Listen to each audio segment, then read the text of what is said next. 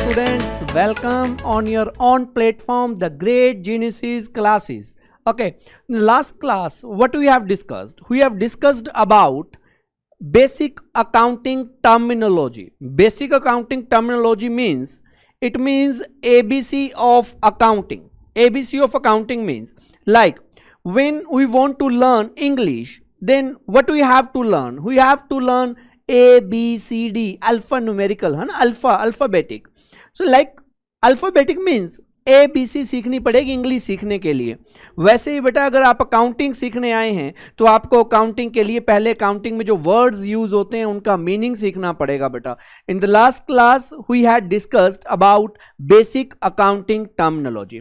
So today we will discuss a new topic, interesting topic and most important topic. What is accounting principles? Accounting principles. Okay बेटा, देखिए आप school में थे बेटा, आप school में थे, मैं भी स्कूल में था बेटा, पढ़ाने के लिए नहीं पढ़ने के लिए. जब मैं स्कूल में था, बच्चा था, वो सॉन्ग नहीं बेटा, जब मैं छोटा बच्चा था बड़ी शरारत करता था. ये सच्चाई है बेटा, आप भी छोटे बच्चे हैं, बड़ी शरारत करते हैं बेटा. तो शरारतों को कम कैसे किया जाए? मैं जब बच्चा था बेटा तो सच में बहुत शरारत करता था, तो मुझे डांट पड़ती थी. प्रिंसिपल सर मुझे अपने ऑफिस में बुला लेते और बोलते थे बेटा कि सर ये आपने हमारे स्कूल के रूल्स के अगेंस्ट ये चीज़ आपने क्या करी है. तो मुझे इतना बड़ा ना एक रूल्स का एक पेज दिखा देते थे, ये हमारे स्कूल के रूल हैं sir, you have to follow this rules, आपको इन रूल्स को फॉलो करना पड़ेगा. मैंने कहा ठीक है सर, फॉलो कर लेंगे. इट मीन्स आपको कुछ भी करना हो, आप एक स्कूल में हो, आप एक संस्था में हो, आप कहीं पर जॉब कर रहे हो, आप कहीं पर पढ़ रहे हो, तो उस संस्था के उस इंस्टीट्यूशन के कुछ रूल्स होते हैं बेटा जिन्हें आपको क्या करना होता है, फॉलो करना होता है. तो ऐसे ही बेटा हमारी काउंटिंग के भी कुछ रूल्स हैं, कुछ प्रिंसिपल्स हैं. प्रिंसिपल्स का मतलब वो प्रिंसिपल वो वाला नहीं है बेटा, प्रिंसिपल का मतलब होता है सिद्धांत. हमारे सिद्धांत हैं, कुछ रूल्स हैं जिन्हें हमें क्या करना पड़ेगा, अकाउंटिंग में फॉलो करना पड़ेगा. जैसे स्कूल के रूल होते हैं वैसे हमारे अकाउंट के रूल हैं, इन्हें हमें फॉलो करना पड़ेगा. बट उन रूल्स के बारे में हम सीखेंगे बेटा. देखिए जिंदगी में अगर आप अनुशासन चाहते हैं, जिंदगी में एक बड़ा ही बेहतरीन एक सफ़र चाहते हैं, तो बेटा आपको हमेशा रूल्स के अंदर रहना चाहिए बेटा. आपको हमेशा कुछ नियमों को पालन करना चाहिए, है ना. जैसे कि बेटा जिंदगी में कभी झूठ नहीं बोलना, जिंदगी में कभी किसी से हमारे अंदर डिसऑनेस्टी नहीं होनी चाहिए बेटा. तो वही चीज़ें बेटा हम डिस्कस करेंगे कि अकाउंटिंग में क्या नहीं होना चाहिए. तो अकाउंटिंग प्रिंसिपल डिस्कस कर रहे हैं बेटा. आपको पता तो लग ही गया होगा कि हम क्या पढ़ने वाले हैं. हम अकाउंटिंग को करने के लिए रूल पढ़ने वाले हैं बेटा. ओके तो क्या है, थ्योरी बेस ऑफ अकाउंटिंग. ये जो हम पढ़ेंगे अभी ये थ्योरी बेस है, थ्योरी बेस ऑफ अकाउंटिंग. अब देखिए बेटा क्या हुआ, एक्चुअल में प्रिंसिपल्स की जरूरत क्यों पड़ी बेटा. मैं एक स्कूल में गया, स्कूल में प्यारे प्यारे आपके जैसे बेटा बच्चे थे, प्यारे प्यारे आपके जैसे बच्चे थे बेटा, बहुत सारे बच्चे थे, खेल रहे थे. देखो बेटा बहुत सारे प्यारे बच्चे हैं आपके जैसे बेटा, ये खेल रहे हैं बेटा. ये हमारा राहुल है ना, ये हमारा सोनू है, ये हमारा मोनू है, ये हमारा जग्गा सिंह है. तो पंजाबियों का भी जग्गा सिंह है ना अपना.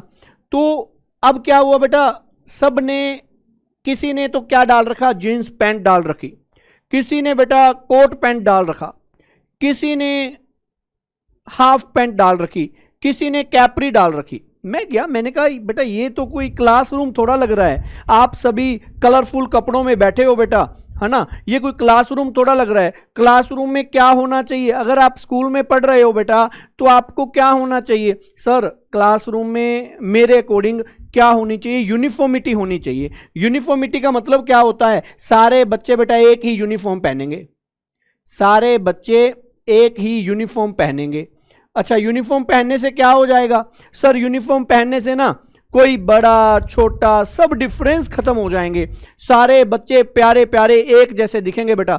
एक माली की बगिया है बेटा, उसमें प्यारे प्यारे फूल सारे एक जैसे दिखेंगे, तो कोई डिफरेंस नहीं होगा, कोई अंतर नहीं होगा उनके बीच. तो ऐसा ही हम भी चाहते हैं कि अगर राजन जी अकाउंटिंग कर रहे हैं, राजन जी अकाउंटिंग कर रहे हैं, सोनू जी अकाउंटिंग कर रहे हैं, या फिर अतुल जी अकाउंटिंग कर रहे हैं, तो उन सबकी अकाउंटिंग कैसी होनी चाहिए बेटा?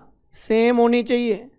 उनकी अकाउंटिंग कैसी होनी चाहिए? सेम होनी चाहिए। तभी पता लगेगा ना बेटा, तभी हम कंपेयर कर पाएंगे। तो पूरी दुनिया में, दुनिया की हम बात बेटा, हमारा देश महान, हम अपने भारत की बात करते हैं, हमारे अपनी कंट्री की बात करते हैं। हमारी कंट्री के अंदर, हमारी कंट्री इंडिया में सेम सारे अकाउंटेंट सेम रूल फॉलो करें, सारे अकाउंटेंट सेम रूल फॉलो करें। इसके लिए हमने क्या बनाया? हमने कुछ रूल्स बनाए, हमने कुछ प्रिंसिपल्स बनाए।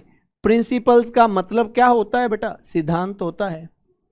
रूल्स का मतलब क्या होता है बेटा? रूल्स का मतलब नियम होता है सर, है ना। कंसेप्ट का मतलब क्या होता है? विचारधारा और धारणाएं। विचारधारा और कन्वेंशन हमारी क्या होती है? धारणाएं। ठीक है, कुछ विचारधारा होती है, कुछ धारणाएं होती हैं बेटा। तो ये सब जो principle, theory base of counting क्या होता है? It consist principles, rules, concept and convention. ठीक है, हम क्या पढ़ेंगे? हम रूल्स पढ़ेंगे, प्रिंसिपल्स पढ़ेंगे, कंसेप्ट पढ़ेंगे, कन्वेंशन पढ़ेंगे। किसके लिए पढ़ेंगे sir? For bringing uniformity and consistency. हम क्या लाना चाहते हैं? हम यूनिफॉर्मिटी लाना चाहते हैं। सर यूनिफॉर्मिटी का मतलब क्या होता है? पूरे इंडिया में जितने भी अकाउंटेंट अकाउंटिंग करेंगे उन सबकी अकाउंटिंग एक जैसी होनी चाहिए सर, उनमें कुछ भी डिफरेंस नहीं होना चाहिए। बिल्कुल बेटा, होना भी ऐसा ही चाहिए। और कंसिस्टेंसी, कंसिस्टेंसी क्या होनी चाहिए? कंसिस्टेंसी का मतलब है कि एक जो हमारा रूल फॉलो कर रहे हैं, अगले साल उसको चेंज कर दें, अगले साल उसको फिर चेंज कर दें, तो हमारी कंसिस्टेंसी रहनी चाहिए बेटा। तो उसको बरकरार रखने के लिए हमने कुछ रूल बना दिए, हमने कुछ प्रिंसिपल बना दिए, हमने कुछ कंसेप्ट बना दिए, हमने कुछ कन्वेंशन बना दी। तो उन्हीं को बोलते हैं बेटा थ्योरी बेस ऑफ अकाउंटिंग। अब सर ये रूल बनाता कौन है? ये बेटा क्लियर हुआ बेटा आपको? ये बनाता कौन है रूल बेटा? रूल बनाता है हमारे इंडिया में हमारा ICAI, ICAI। सर ये कौन है? हम आपको जानते हैं, आपका टीचर हूं बेटा, मैं राजन सर हूं, मैं आपको जानता हूं, आप राहुल है, सोनू है, मोनू है ना। तो ICAI कौन है? ICAI बेटा है institute of chartered accountant of India, institute of chartered accountant of India. Sir chartered accountant कौन होता है बेटा? आपने कॉमर्स ली तो कॉमर्स की सबसे हमारी बेहतरीन लाइन है CA, chartered accounting, chartered accountant जो होता है वो हमारी सबसे बेहतरीन लाइन है। तो CA को जो बॉडी करवाती है, अभी आप +1 में हो बेटा, आपको +1 कौन करवा रहा है? कौन सा बोर्ड है बेटा आपका? या आपका CBSE बोर्ड है, आपका HBSE बोर्ड है, आपका RBSE बोर्ड है, Rajasthan board of school education, आपके ये बोर्ड है बेटा। वैसे ही अगर CA करनी हो तो कौन सा बोर्ड करवाएगा? CA करनी हो तो ICAI करवाएगा बेटा। CA करनी हो तो कौन करवाएगा? ICAI करवाएगा। चलो सर बहुत बढ़िया बात है। तो आप बेटा, आप में से कईयों का ऑब्जेक्टिव होगा कि CA बनना है। CA बेटा बहुत ही एक बेहतरीन प्रोफेशनल कोर्स है, जिसको करने के बाद बेटा बच्चा अपनी लाइफ, बड़ा अपना करियर बड़ा ही अच्छे ढंग से मेंटेन कर सकता है, बना सकता है। चलिए, तो काउंटिंग स्टैंडर्ड कौन बनाता है? ICAI बनाता है बेटा।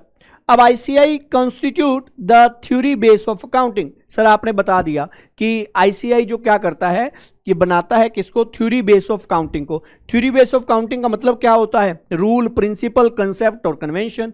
ओके, तो ये चीजें बेटा। अब हम आते हैं बेटा गैप। सर ये क्या होता है? ये बेटा क्या होता है? Generally, G stand for generally, A stand for accepted, next A for accounting और P for principle। सर ये क्या है? Generally accepted accounting principle.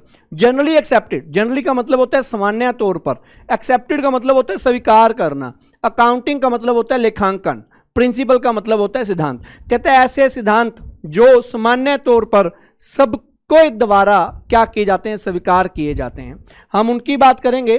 देखो बेटा क्या होता है, अकाउंटिंग हमें क्या बताती है? Accounting statement disclose the profitability and solvency. अब सर सोलवेंसी क्या होता है बेटा, लास्ट क्लास में जो लास्ट क्लास का सेकंड चैप्टर का लास्ट पार्ट जो है उसमें देखिएगा बेटा, मैंने दो चीजों के बारे में बताया बेटा आपको।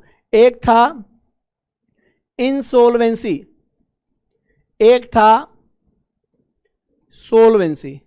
सर इनसोल्वेंसी क्या होता है? इनसोल्वेंसी क्या होता है बेटा, जब एक person he is not able to pay their debt, is not in the position to pay their debt, वो अपना कर्जा देने में सक्षम नहीं है, अपना कर्जा देने के काबिल ही नहीं है, उसकी प्रॉपर्टी बिक चुकी है, वो उसके हाथ खड़े हो गए हैं, तो वो दिवालिया हो गया है ना, तो इनसोल्वेंसी। ओके, तो मतलब आप बोलते हैं बेटा डिफाल्टर होना, तो एक सॉन्ग भी है, तेरा यार डिफाल्टर ता होया, है ना, तो वो डिफाल्टर हो गया है, वो एबल नहीं है बेटा कोई कर्जा देने के।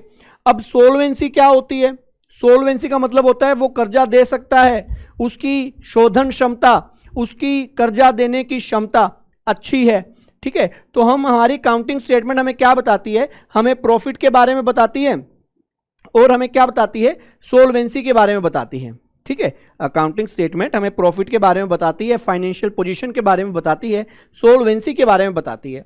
अब बेटा ये स्टेटमेंट बनाने के लिए क्या होना चाहिए? ये स्टेटमेंट बनाने के लिए एक स्टैंडर्ड लैंग्वेज होनी चाहिए। ये स्टेटमेंट बनाने के लिए हमारी क्या होनी चाहिए? स्टैंडर्ड लैंग्वेज होनी चाहिए, हमारे कुछ रूल्स होने चाहिए। उन रूल्स को ही बोलते हैं बेटा गैप, उन रूल्स को बोलते हैं गैप बोल लो, गाप बोल लो, गैप बोलते हैं बेटा जनरली एक्सेप्टेड अकाउंटिंग प्रिंसिपल। तो मतलब अकाउंटिंग स्टेटमेंट में एक स्टैंडर्ड सेट ऑफ रूल्स होते हैं, एक स्टैंडर्ड लैंग्वेज होती है जिसके बेस पर सारी अकाउंटिंग चलेगी, उसको बोलते हैं बेटा गैप। ठीक है बेटा, तो गैप आशा बेटा समझ आ गया होगा ना। चलिए अब आता है नेचर क्या होते हैं। नेचर क्या है, फीचर क्या है कि काउंटिंग प्रिंसिपल्स में क्या फीचर होते हैं। तो पहला कहता है ये counting principles are uniform set of rules. Accounting principles क्या हैं बेटा? यूनिफॉर्म। यूनिफॉर्म का मतलब समझ गए होंगे बेटा, यूनिफॉर्म अभी स्कूल की यूनिफॉर्म होती है, इसका मतलब क्या होता है? एक जैसा, है ना, यूनिफॉर्मिटी लाने के लिए, एक रूपता लाने के लिए। तो यूनिफॉर्म रूल्स होते हैं, सेट ऑफ रूल्स होते हैं जिनके बेस पर अकाउंटिंग चलेगी। Accounting principle are man made. देखिए बेटा, अकाउंटिंग प्रिंसिपल मशीनों से नहीं बनाए गए हैं, अकाउंटिंग प्रिंसिपल मशीनों से नहीं बनाए गए हैं बेटा। अकाउंटिंग प्रिंसिपल आप जैसे इतने होनहार बच्चों द्वारा, होनहार इंटेलेक्चुअल जो हैं, हमारे बुद्धिमान लोग हैं, जिन्होंने अकाउंटिंग बड़े बेहतरीन तरीके से सीखी बेटा, उनके द्वारा बनाए गए हैं, मैन मेड हैं। अकाउंटिंग प्रिंसिपल क्या है? मैन मेड है, मशीन मेड नहीं है। ठीक है ना, मैन मेड है। उसके बाद क्या है? काउंटिंग प्रिंसिपल फ्लेक्सिबल होते हैं। सर फ्लेक्सिबल क्या होता है? फ्लेक्सिबल मतलब जितना खींच लो उतना बड़ा हो जाए, मतलब आपको जितना जैसे सिचुएशन के अकॉर्डिंग चेंज करना है, we can change in accounting, है ना, वी कैन चेंज। तो जितना आप चेंज करना चाहें उतना चेंज कर सकते हैं। उसके बाद है जनरली एक्सेप्टेड। जनरली एक्सेप्टेड क्या है? सबके द्वारा ही क्या किए होते हैं बेटा? एक्सेप्ट होते हैं, सबको ही स्वीकार करना पड़ेगा, सबको एक्सेप्ट करना पड़ेगा कि हमें फॉलो करने पड़ेंगे बेटा। तो क्या है बेटा? जैसे पहला है रेलिवेंस। रेलिवेंस क्या होता है बेटा? मैंने पहले भी बात बताई बेटा, हमने फर्स्ट चैप्टर में पढ़ा था रेलिवेंट और रिलायबल, हमने दो टर्म्स के बारे में पढ़ा था। रेलिवेंट के बारे में बता रहा हूं बेटा। रेलिवेंट क्या होता है? रेलिवेंट होता है मतलब यूजफुल होना चाहिए। देखिए बेटा, अकाउंटिंग में वही चीजें लिखें जो यूजर्स के लिए क्या हो? यूजफुल हो। यूजर्स कौन है सर? जिनका अकाउंटिंग में कोई लेना देना है, जिनका हमारे बिजनेस में कुछ इंटरेस्ट है, उनको बोलते हैं यूजर। ठीक है, तो relevance, useful to the user. हमारे जो प्रिंसिपल हैं, जो हमारी अकाउंटिंग है, क्या होनी चाहिए? यूजफुल होनी चाहिए। किसके? यूजर्स के, हमारे प्रिंसिपल। और ऑब्जेक्टिविटी। ऑब्जेक्टिविटी क्या होता है? हमारे सारे principle free from personal bias हैं। सर बायस क्या होता है? बायस होता है बेटा पक्षपात। बायस क्या होता है? पक्षपात। सर पक्षपात क्या होता है? देखिए बेटा क्या हुआ, अब क्या है, एक अकाउंटेंट है बेटा, वो मेरा जानकार है, मैंने उसको बोला सर आप कोई भी रूल फॉलो कर लीजिए, आप तो मेरे जानकार हो, आप मेरे दोस्त हो, तो कोई भी रूल फॉलो कर लीजिए। दूसरे अकाउंटेंट को बोला उससे मेरी दुश्मनी है, मैंने उसको बोला तू ये रूल फॉलो नहीं करेगा।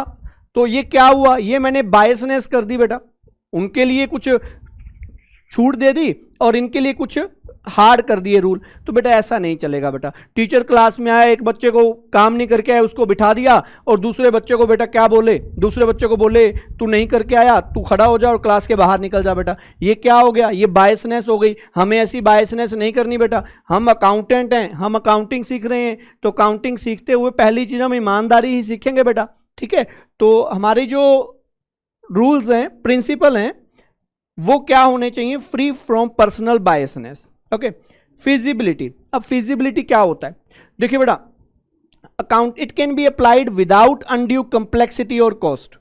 हम अकाउंटिंग प्रिंसिपल्स को, कंप्लेक्सिटी क्या होता है, कंप्लेक्सिटी होता है मतलब आप बेटा पतंग उड़ाया करते थे, पतंग में डोर क्या करते थे, एक चरखा होता था, चरखे पर लपेटा करते थे।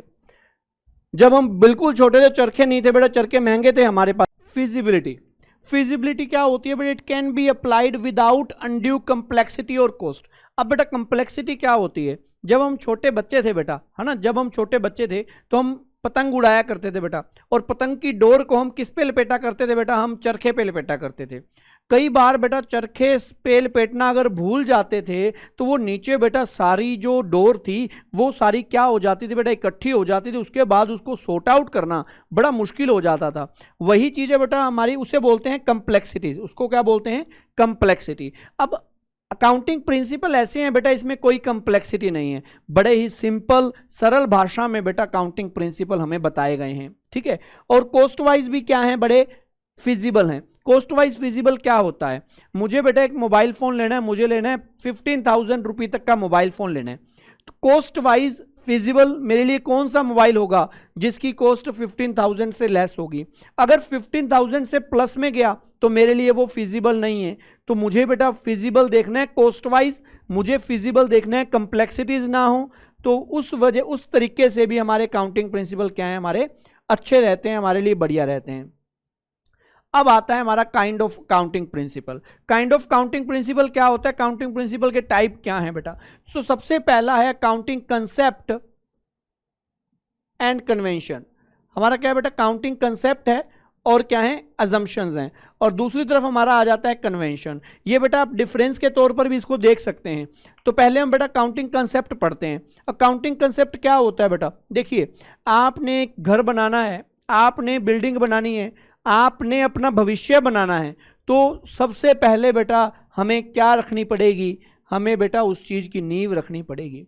नींव के ऊपर अगर नींव स्ट्रोंग है बेटा तो उसके ऊपर बड़ी बड़ी बिल्डिंगें बेटा खड़ी कर सकते हैं, अगर नींव स्ट्रोंग है। अगर नींव स्ट्रोंग नहीं हुई तो मतलब क्या है बेटा, काउंटिंग की नींव का जो काम करती है वो काउंटिंग कंसेप्ट करते हैं, अकाउंटिंग की नींव का जो काम करते हैं। तो ये फाउंडेशन होता है बेटा काउंटिंग प्रोसेस का। इससे हम सीखते हैं कि किसी आइटम को कैसे डील करना है। ये भी देखिए बेटा, concept guide how transaction should be recorded, ये हमें बताता है कि काउंटिंग की ट्रांजैक्शन को हमें रिकॉर्ड कैसे करना है, ये सब हमें बताता है बेटा। और दूसरी बात, इसका लीगल एक्सेप्टेंस होता है। लीगल एक्सेप्टेंस क्या होता है, अगर हम बात करें कंपनी एक्ट की, अगर हम बात करें कंपनी एक्ट की, अगर हम बात करें इनकम टैक्स एक्ट की, तो कोई भी आप कानून ले लीजिए, कोई भी आप एक्ट ले लीजिए, उन सब में ये क्या रहता है, लीगल एक्सेप्टेंस है। कानूनी तौर पर इन नियमों को कोई मानने से मना नहीं कर सकता, आपको वो माने जाएंगे नियम बेटा। अगर आपने फॉलो किए हैं तो आप ठीक हैं, ठीक है। तो लीगल एक्सेप्टेंस भी होती है। अब आता है काउंटिंग कन्वेंशन। काउंटिंग कन्वेंशन क्या होता है, guidelines based upon custom and general agreement. देखिए बेटा एक एग्जांपल लेते हैं। क्या हुआ बेटा, मैंने एक बच्चे को बोला चोरी नहीं करनी चाहिए हमें बेटा, अगर हम चोरी करेंगे तो क्या होगा, सर चोरी करेंगे तो हम पर केस हो जाएगा, हमें अपराधी बन जाएंगे हम बेटा। अच्छा, उसके बाद बेटा होमवर्क करना चाहिए आपको। बेटा होमवर्क तो बहुत बच्चे नहीं करके आते बेटा। अब होमवर्क नहीं करके आते हैं बट ये पता है हमें कि कानून की नज़र में जो अपराध है वो नहीं करना, तो होमवर्क ना करें तो कुछ नहीं होता ना। होमवर्क कोई करके आता है जिसको समझ में आ रही है कि अगर मैं होमवर्क करूंगा तो मेरा फ्यूचर ब्राइट होगा, अगर मैं होमवर्क करूंगा मेरा फ्यूचर ब्राइट होगा, और अगर मैं कुछ ऐसा काम करूंगा जो कानून की नज़र में अपराध हुआ तो वो तो काम मुझे बिल्कुल नहीं करना। तो देखिए बेटा दो चीज़ें हैं, एक चीज़ क्या है जिसको मैंने कहा आपको होमवर्क करना है, आप कई बच्चे मेरी बात मानेंगे कई बच्चे नहीं मानेंगे, वो है काउंटिंग कन्वेंशन। कई अकाउंटेंट इस चीज को फॉलो करते हैं, कई अकाउंटेंट उसको फॉलो नहीं भी करते, थोड़ा बहुत फॉलो कर लेते हैं या उसमें कुछ चेंज करके फॉलो कर लेते हैं। यहां पर अकाउंटेंट क्या करते हैं, अपनी पर्सनल जजमेंट लगा सकते हैं। पर्सनल जजमेंट का मतलब क्या होता है, एक अकाउंटेंट की नजर में वो चीज ठीक है, दूसरे अकाउंटेंट की नजर में हो सकता है वो चीज ठीक ना हो, तो दोनों अपने अपने नजरिए के अकॉर्डिंग जैसा उनको ठीक लगा वैसा कर लेंगे। बट यहां क्या है, लीगल एक्सेप्टेंस है, ये तो आपको सेम ही फॉलो करने पड़ेंगे सबको, क्योंकि ये बनाए किस लिए गए हैं, ये बनाए गए हैं यूनिफॉर्मिटी लाने के लिए, ये बनाए गए हैं कंसिस्टेंसी लाने के लिए, तो इनको तो फॉलो करना ही पड़ेगा बेटा आपको, ठीक है। इसलिए बेटा ये अकाउंटिंग कंसेप्ट के जितने इंपॉर्टेंट नहीं होते हैं, कन्वेंशन इतनी ज्यादा इंपॉर्टेंट नहीं होती हैं, बट कंसेप्ट हमारे बहुत इंपॉर्टेंट होते हैं बेटा, ठीक है। अब हम पढ़ते हैं हमारे अकाउंटिंग स्टैंडर्ड 1 के अकॉर्डिंग हमारे कुछ कंसेप्ट हैं। अकाउंटिंग स्टैंडर्ड 1 में हमारा कुछ कंसेप्ट हैं, उनके बारे में डिस्कस करते हैं बेटा। आईसीआई, दोबारा बेटा बच्चे सर आईसीआई क्या होता है, आईसीआई के बारे में बेटा बताया ना आपको, आईसीआई के बारे में क्या होता है, institute of chartered accountant of India. आपको सीए जो बोर्ड बनाएगा, आपको जो सीए को जो वाली संस्था बनाएगी, जो संस्था आपको सीए बनाएगी उसको बोलते हैं आईसीआई। आईसीआई के अकाउंटिंग स्टैंडर्ड 1 में कुछ प्रिंसिपल दिए हैं, कुछ अकाउंटिंग कंसेप्ट दिए हैं, उनके बारे में डिस्कस करते हैं। चलिए बेटा, कोई भी कंसेप्ट करने से पहले उसका मीनिंग आपको जरूर क्लियर होना चाहिए बेटा। देखिए बेटा, पहला है गोइंग। गोइंग का मतलब क्या होता है, चल रहा है। गोइंग का मतलब क्या होता है, चल रहा है। कंसर्न का मतलब क्या होता है, बिजनेस।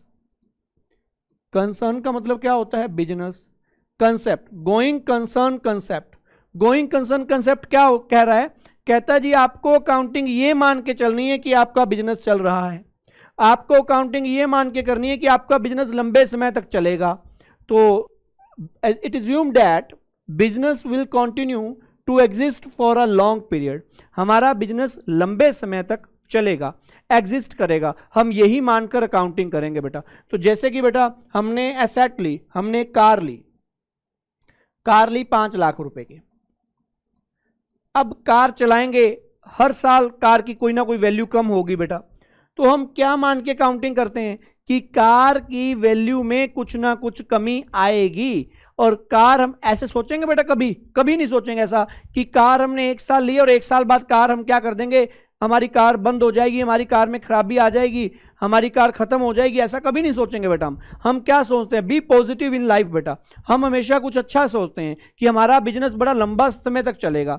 हमने बेटा बच्चों के फ्यूचर को देखते हुए बच्चों को बड़ी एक सर्विस उनके फ्यूचर के लिए ग्रेट जीनियसिस क्लासेस स्टार्ट करी बेटा। और हम ये मानते हैं कि हम अपने बेहतरीन तरीके से हर बच्चे की, पूरे इंडिया में बच्चों के एक्सेस में होंगे, बच्चों की पहुंच में होंगे, और उनकी बेटा अपनी तरफ से उनके फ्यूचर को ब्राइट करने में हम उनकी हेल्प कर रहे होंगे। तो हम तो ये मान के चलेंगे बेटा, हम तो इतने लंबे चलेंगे बेटा, इतना लंबा काम करेंगे कि हर एक बच्चे के फोन में बेटा ग्रेट जीनियसिस क्लासेस होगा।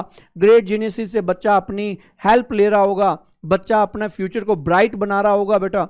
एजुकेशन के हर एक उसमें एक्सपेक्ट में, चाहे वो एकेडमिक हो, चाहे वो कंपटीशन हो, चाहे वो ना कंपटीशन क्लासेस में रहे, तो कुछ भी ऐसा रहे, हम हर एक एस्पेक्ट से बच्चों के लिए बेटा हाजिर रहेंगे, बच्चों के पास रहेंगे। तो देखिए बेटा, तो काउंटिंग हमेशा ये मान के करनी है कि हमारा बिजनेस लंबे समय तक चलेगा। अब देखिए बेटा क्या है, आपने सेकंड चैप्टर में पढ़ा एसेट के 2 टाइप होते हैं बेटा। There are 2 type of asset, one is a non-current assets and second one is a current asset. What do you mean by non-current asset? Non-current asset means long term asset, है ना। So long term asset का मतलब क्या है कि जो asset हम लंबे समय के लिए खरीदते हैं उसको बोलते हैं फिक्स एसेट। फिक्स्ड का मतलब क्या होता है, मूव नहीं होगा, ये फिक्स रहेगा। और करंट एसेट्स का मतलब क्या होता है, शॉर्ट टर्म। करंट एसेट्स का मतलब क्या होता है, शॉर्ट टर्म।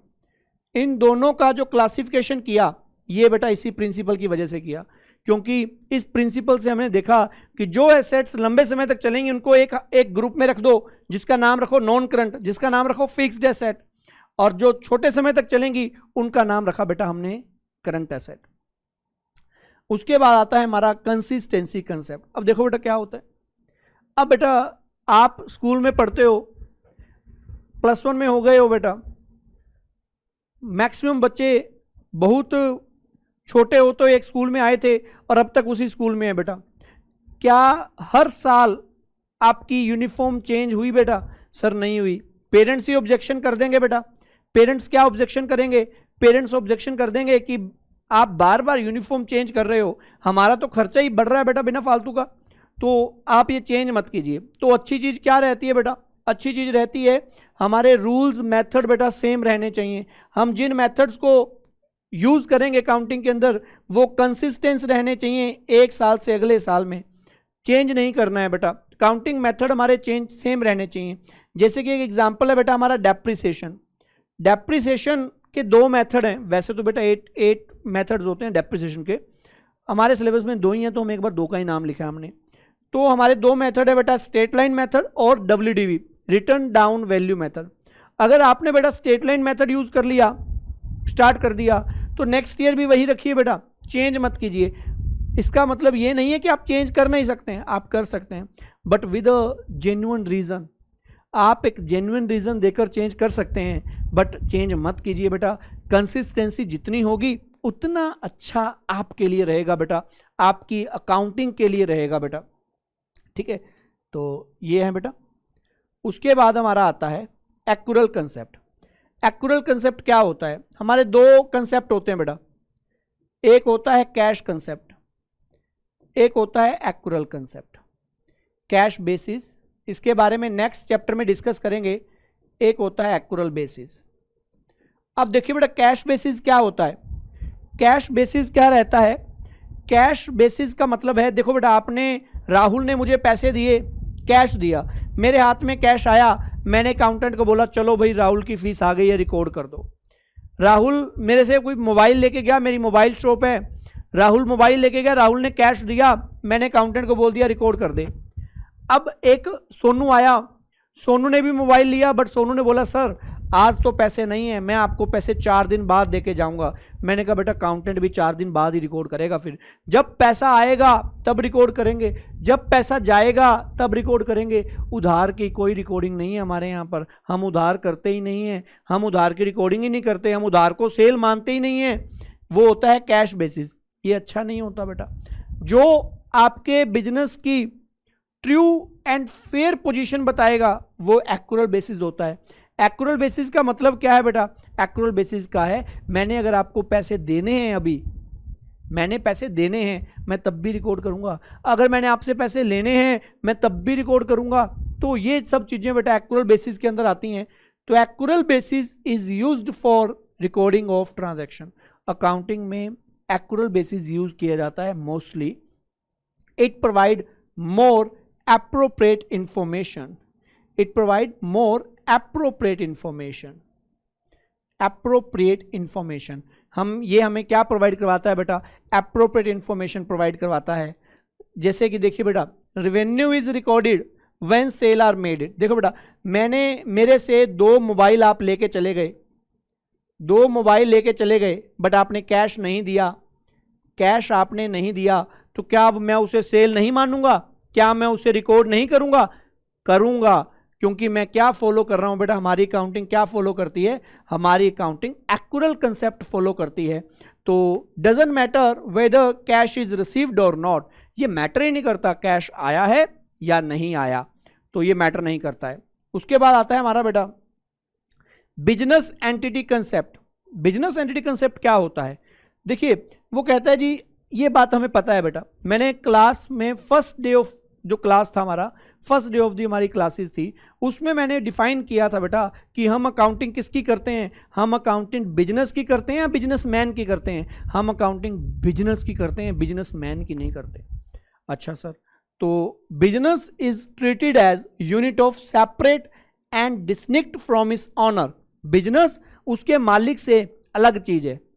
सर कैसे अलग चीज है? मैंने एक दुकान खोली बेटा, मैंने शॉप खोली, मोबाइल शॉप खोली, मैंने उसमें पैसा लगाया। अब अकाउंटिंग किसकी होती है?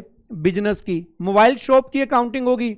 मोबाइल शॉप में जो मैंने पैसा लगाया वो मेरा पैसा है, फिर भी अकाउंटिंग उसको लायबिलिटी साइड में दिखाती है, फिर भी जो बिजनेस है उसको लायबिलिटी में दिखाता है। लायबिलिटी का मतलब क्या होता है? सर आपने किसी के पैसे देने हैं, बिजनेस कहता है कि मैंने आपके पैसे देने हैं, मेरे को कह रहा है बिजनेस, मेरा बिजनेस मेरे को कह रहा है मैंने सर जी आपको पैसे देने हैं। मैंने कहा क्यों देने हैं भाई? कहता सर आपने मुझको स्टार्ट किया, आपने मेरे अंदर पैसा लगाया, उसको क्या बोलते हैं? मैंने कहा capital. Amount invested bye owner is called a capital, उसको कैपिटल बोलते हैं।